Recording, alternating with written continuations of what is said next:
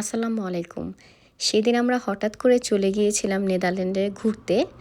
আর আমাদের বেলজিয়ামে থেকে নেদারল্যান্ডে যেতে মাত্র ২.৫ থেকে ৩ ঘন্টা ড্রাইভ করেই যাওয়া যায়। ইচ্ছে করলে ট্রেন দিয়েও যাওয়া যায়, বাট আমরা ভাবলাম গাড়ি দিয়েই যাই। বাচ্চারা আসলে লং জার্নিটা এত বেশি করতে পারে না। তো গাড়ি দিয়ে গেলে ভালো। দেখা যায় নিজের ইচ্ছে মতো একটু ঘোরাফেরা যায়। তো আমরা এখান থেকে বলতে গেলে ৮টার দিকে রওনা দিয়ে দিয়েছি। নাস্তা করিনি, নাস্তা না খেয়ে বের হয়েছি। অবশ্য আমি একটু চিকেন প্যাটিস তৈরি করে নিয়ে গিয়েছিলাম বক্সে করে।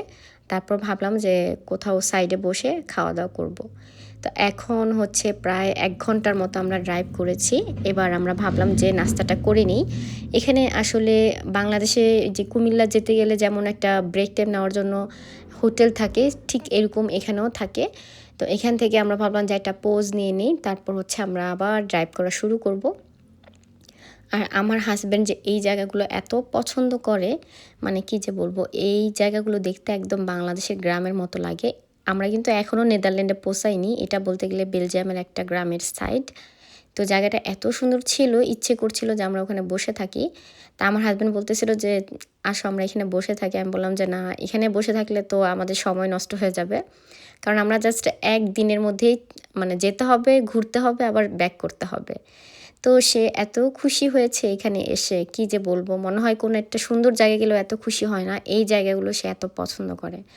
যাই হোক, আমি আর আমার হাজব্যান্ড কিন্তু এতটা বেশি ঘোরাঘুরি পছন্দ করি না, বাট এখন বাচ্চারা যেহেতু আস্তে আস্তে বড় হচ্ছে, ওরা আসলে খুব ঘুরতে চায়। আর সেই অনুযায়ী আর কি বাচ্চাদেরকে খুশি করার জন্যই আমাদের ঘুরতে যেতে হয়। আর আমার হাজব্যান্ডও কিন্তু এত ঘুরতে পছন্দ করে না, বাট এখন বাচ্চাদের সাথে সাথে সেও ঘুরতে পছন্দ করে। আসলে মানুষ কিন্তু বদলায়, সময়ের সাথে মানুষ বদলে যায়। তো যাই হোক, এখানে আমরা নেদারল্যান্ড শহরের কাছাকাছি চলে এসেছি। আর এটা হচ্ছে এয়ারপোর্টের সাইডের এলাকাটা। এখানে অনেকগুলো বিমান দাঁড়িয়েছিল। এগুলো হচ্ছে আহ, মানে বলতে গেলে ইউরোপের মধ্যেই ওরা ফ্লাইট আনা নেওয়া করে।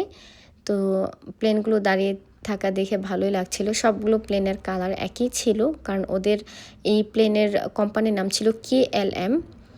তো যাই হোক, বাচ্চারা তো প্লেন দেখে ভীষণ খুশি। ওরা প্লেন দেখলে একটা শুধু জিনিস, আরে শুধু বাংলাদেশে যেতে চায়। আমি আমার বাচ্চাদের এত ঘুরাই, কিন্তু তারপর ওদের বাংলাদেশের মায়া কাটাতে পারি না। যাই হোক, এখানে ড্রাইভ করতে করতে দেখলাম পাশে দিয়ে একটা ট্রেন যাচ্ছে, আমাদের সাথেই একসাথে যাচ্ছে নেদারল্যান্ডে। আর আমরা আজকে যাচ্ছি নেদারল্যান্ডের শহরের আমস্টারডাম। আমস্টারডাম হচ্ছে নেদারল্যান্ডের মেইন সিটি। তো সেখানে আজকে যাব। কাছাকাছি চলে এসেছি, বিল্ডিংগুলো দেখতে ভালোই লাগছে। আর যখন আসলে নতুন শহরে আসি, দেখতে কিন্তু ভালোই লাগে। তো আমরা এখানে পার্কিং করে উপরে উঠে দেখি এত সুন্দর একটা জায়গা, আমি তো দেখে অবাক। সবগুলো বোটের কালার অরেঞ্জ কালার ছিল, আর এই জায়গাটার নাম ছিল লাভার্স পয়েন্ট। কিন্তু আমি একটা জিনিস বুঝলাম না, নামটা যেহেতু লাভার্স পয়েন্ট, কালারটা কিন্তু লাল দিলে ভালো হতো। তো যাই হোক, সবগুলো বোটের কালার ছিল অরেঞ্জ কালার। আর সবচেয়ে মজার ব্যাপার হচ্ছে আমার বড় ছেলের দিদারের টি শার্টের সাথে কালারটা ম্যাচিং হয়ে গিয়েছে। তো যাই হোক, এখানের জায়গাটা দেখে এত ভাল লাগতেছিল। এই বোটগুলোতে উঠলে ১ ঘন্টার মতো ওরা সম্পূর্ণ সিটিটা ঘুরিয়ে। বাট আমি আসলে পানিতে উঠতে কিংবা এই ধরনের বোটে উঠতে খুবই ভয় পাই, তো এর কারণে আমি এগুলো উঠি না। বাট আমার ২টা ছেলে খুবই উঠতে চেয়েছে। আমি বললাম যে না, তোমরা বড় হলে তারপর তোমরা আইসা উঠো। আমার ভাই এত সাহস নাই, কিন্তু আমি জানি না কেন এত ভয় পাই। যাই হোক, এই যে দেখতে পাচ্ছেন কতগুলো বোট আসতেছে, আবার কতগুলো যাওয়ার জন্য প্রিপেয়ার হচ্ছে। এখানে কিন্তু খাওয়া দাওয়ার ব্যবস্থাও ছিল, মানে বোটগুলোতে ওরা ড্রিঙ্কস সার্ভ করে, তারপর খাওয়া দাওয়া সার্ভ করে, যদি ওরা পেমেন্ট করে আর কি। আর যাই হোক, পেমেন্টের অপশনটা এতটা দাম বেশিও ছিল না, খুবই কম ছিল।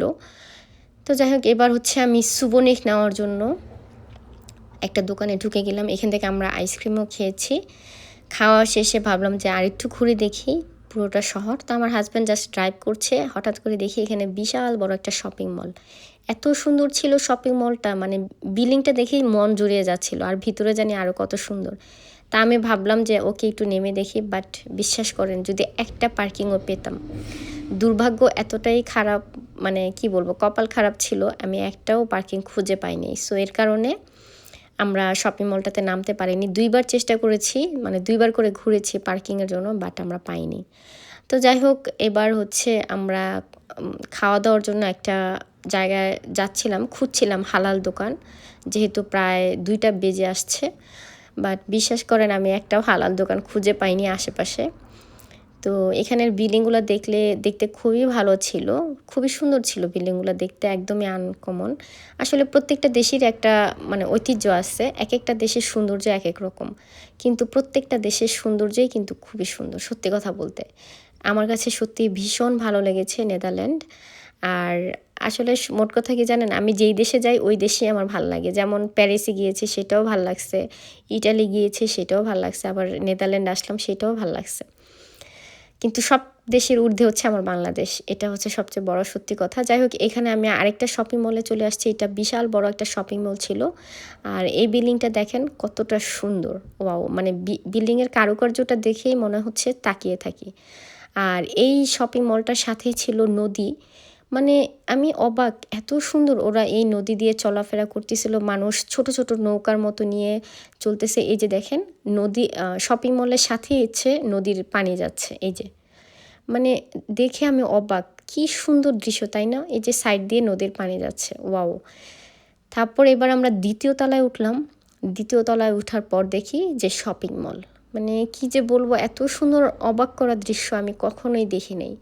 এত সুন্দর শপিং মল হতে পারে, মনে হচ্ছে যে আমি রাস্তা দিয়ে হেঁটে যাচ্ছি, আর হচ্ছে দুই সাইডে শুধু দোকান আর দোকান। এখানের দোকানগুলো সব কিন্তু ব্র্যান্ডের দোকান ছিল, মানে প্রত্যেকটা ব্র্যান্ডের দোকান এখানে, আর কি এমন কিছু নাই যে মিস আছে, প্রত্যেকটা ব্র্যান্ডের দোকান ছিল।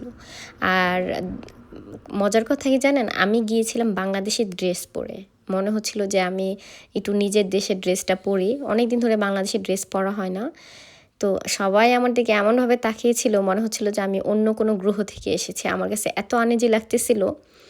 আর পরিচিত একটা গ্রিন কালারের, মানে কি বলবো, ওই গ্রিনের সাথে একদম ফুটে ছিল কালারটা, সবাই এমনভাবে আনইজিভাবে তাকাচ্ছিল, আমার কাছে খুবই আসলে লজ্জা লাগতেছিল। তো যাই হোক, এখানে দেখতে পাচ্ছেন বাচ্চাদের জিনিসের দোকানপাট। এখানে হচ্ছে পানি দিয়ে রাখছে, কেউ যদি পানি খেতে চায়। আসলে প্রচণ্ড গরম ছিল তো সেদিন, এর কারণে। তো যাই হোক, আমরা শুধু শুধু ঘুরে ঘুরে দেখছি। আমার আসলে বিশ্বাস করেন আমি কিছুই কিনি নি, বাট আমার কেনার মতো কিছুই ছিল না, আমার মানে ইচ্ছে ছিল না, বাট শুধু ঘুরতে ইচ্ছে করছিল, দেখি মানে দেখতেই এত ভালো লাগছিল। যাই হোক, পরে আমি বাচ্চাদেরকে ফ্রেঞ্চ ফ্রাই কিনে দিলাম। আমার হাজব্যান্ড বললো আবারও কফি খাবে, সে কফি আনতে গিয়েছে। আর এখান থেকে আমি আমার বাচ্চাদের একটা ফ্রেঞ্চ ফ্রাই কিনে দিলাম। আর আসার সময় এই সুভনিরটা নিয়ে এসেছি আমার ফ্রিজে লাগানোর জন্য। তো যাই হোক, খুবই ভালো লেগেছে, আশা করি আপনাদের ভিডিওটা ভালো লেগেছে। সবাই ভালো থাকবেন, আসসালামু আলাইকুম।